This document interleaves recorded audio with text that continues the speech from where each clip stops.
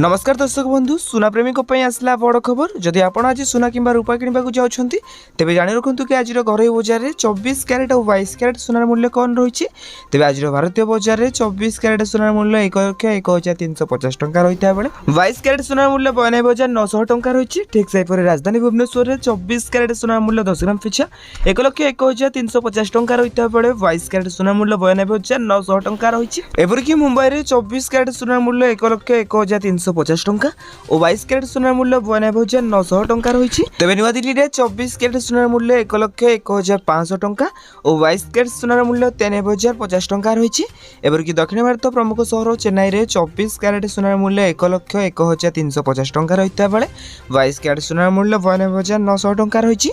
तेज पूर्व भारत प्रमुख सहर कलिकता में यथाक्रमे 1,01,350 टंका और 92,950 टंका रही सोनार मूल्य अन्यपटे रूपा मूल्य किलो पिछा 1,16,000 टंका होती तेज यहाँ आज दिन सुनार पर सठिक मूल्य जदि आपको आपने सुनार पर सठिक मूल्य जानवा चाहते तेज आम चैनल को सब्सक्राइब कर पाखे आसुवा बेल आइकन को ऑल बटन में सेट करने सहित वीडियो हेल्पफुल होते निहत भाव वीडियो को लाइक कर डिस्क्रिप्शन टेलीग्राम चैनल लिंक अच्छी जाकि आपने जानी जातु।